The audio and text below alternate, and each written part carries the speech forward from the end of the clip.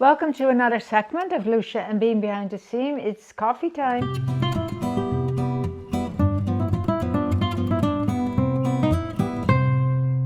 Welcome, lovelies. Well, it's Sunday morning and it's couch talk. I missed quite a bit of the excitement when I was away, but last week was the beautiful Alembica. Oh my goodness. I came back in the boutique and I was blown away. What gorgeous, gorgeous pieces. And then next week we are unboxing Luca, which is also a gorgeous line that a lot of you lovelies are looking forward to seeing the unboxing of. So yes, a little bit about my trip. I've been asked to talk about the trip. Well, to start with, one of my worst travel fears became reality. We had a very busy week. Tran at his work, I had Lousje Bean, and we had the wedding venues to find and set a date, and it was very, very busy. And we just said, oh, we're leaving Sunday, and we packed. We dropped Charlie off at my good friend Shirley, who looks after him, and we went to the airport and we were ready to check in. And the woman that was behind the counter said, no, I can't find your name. I said, of course you can, because we are flying today and we booked it and blah, blah, blah. And she went again and checked the computer, and no, our names were not on the list. So thankfully we booked now to this wonderful woman that we found in St. Catharines. She used to work for CA in the travel department, and now she's retired. And she works from home and she booked. So I called Joanne. And I said, Joanne, help, we are here and we can't fly. We're not on the list. She said, no, you're flying tomorrow. Okay. And that was, okay, well, what are we gonna do? So we had parked the car with Park and Fly already, so we're not going back home. The flight always leaves in the evening to go to Europe, early evening, like 8, 9. So it was now like 6:30, so we decided to book a room at the Royal York. We took the shuttle to Union Station and we had a wonderful room. We had a great meal at the bar, and the next day we had the whole day because the flight again left at 9 o'clock that night and we were in Toronto already. So we decided to go to the distillery district and walked around, and yeah, we had a great day, an extra day. We said, well, okay, it's an extra bonus vacation day. But I had to, of course, inform the relatives in the Netherlands, and that's what WhatsApp is fantastic, because I'm all connected with the relatives via WhatsApp. So I let them know and they said no problem. Anyway, we arrived in Amsterdam and took the train to my sisters who live in Castricum, which is a small seaside town 20 minutes north of Amsterdam.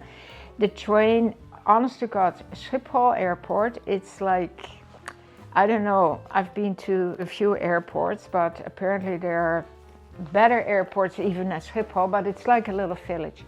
And then there's the whole train system underneath the airport and the buses and the metro. And so we took the train from Schiphol to where my sisters live, Castricum, and we started our little mini, it was very short. We were there for a few days, but it was really great to see them. And they're both doing well, which was very reassuring. My older sister now, my oldest sister passed away, but my second oldest sister is turning 85. And then the other sister is going to be 84, and they're gave up on their electric bikes because they find them too heavy.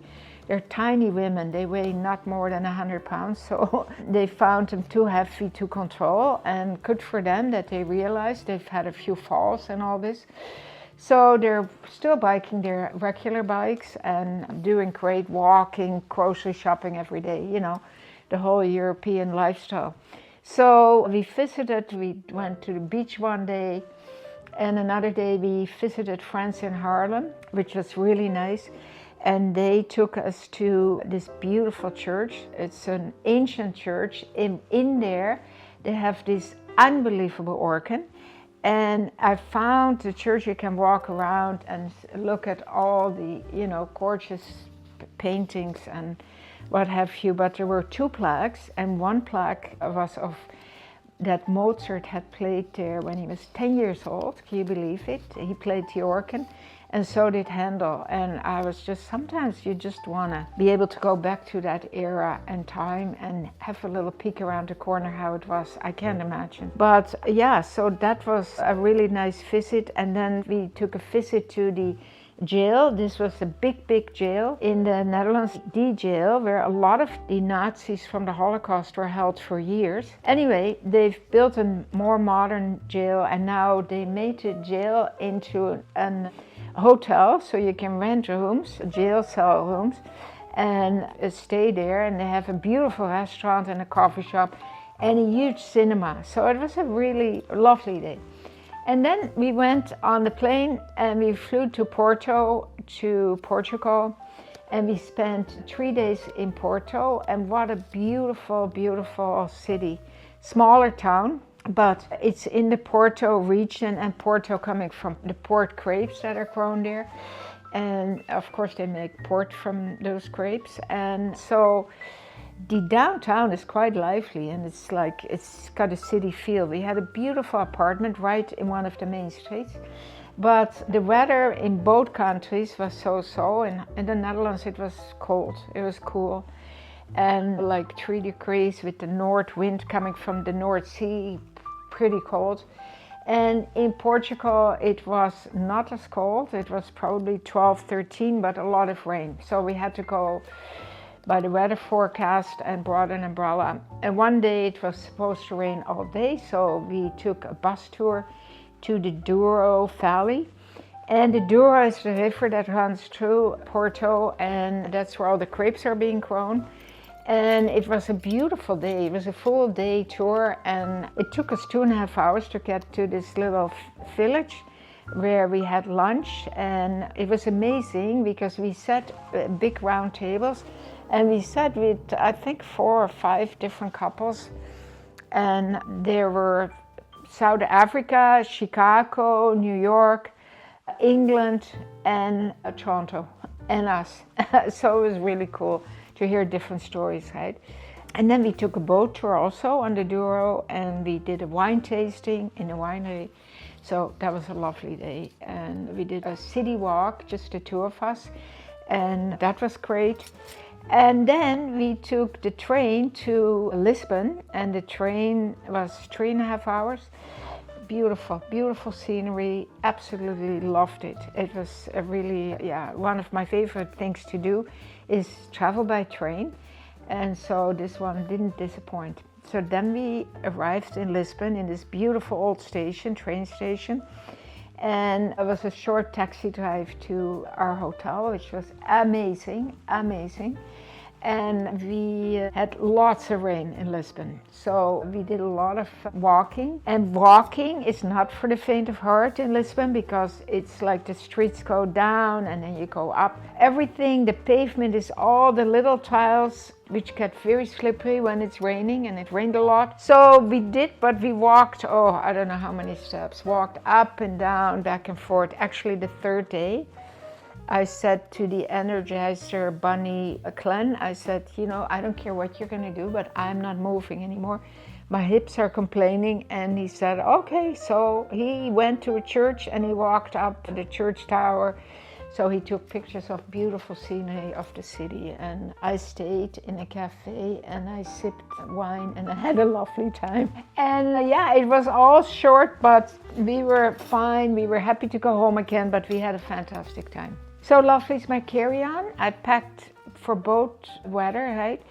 Needless to say, anything summery or anything for warm weather stayed in my carry-on. I basically wore the one outfit, a pair of jeans and a boxy top, pair of jeans and a different boxy top, and that's basically what I wore with mesh top underneath. That's it. Glenn, when we went home, I said, how did you feel about our luggage and everything? He said, well, I think we can minimize next time. I said, okay, I will say that to the Lovelies, and the Lovelies will get very upset with you, because it was as minimal as I could pack, and it was good. But I must say, he packed quite a bit. He did short summer sleeves, shorts, and all this stuff which didn't come out of his suitcase. So And next time he can pack more minimal and I can add more in his suitcase. We also brought back lots of books, and Dutch books I always bring back, because I'm a book reader, right? I don't like my e-reader. But on the whole, I wasn't lacking for anything, and I was you get used to wearing the same thing every day. It's okay. It's not about, then it doesn't become about the outfit. Speaking of outfits, let me talk about this amazing outfit that I'm wearing, and it's all Lousje Bean.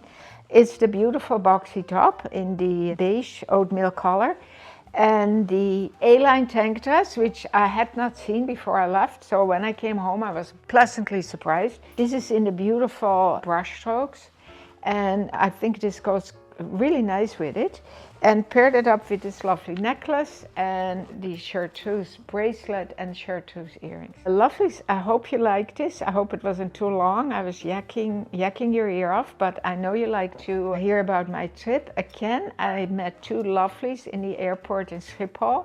It's unbelievable because Glenn is so surprised that it happens all the time, but two sisters, you were so lovely and cute. And you approached me and you said, "Aren't you famous? Are you famous?" And the three of us had a good laugh. Glenn was in the washroom when he came out. I was talking to these lovely women, and they were going to Portugal too, but on a different plane, and we had a great chat. And I really enjoy meeting you in wherever, but in airports, it's always really special. Okay, I'm going to say have a lovely Sunday, enjoy yourself, and as always, keep on smiling.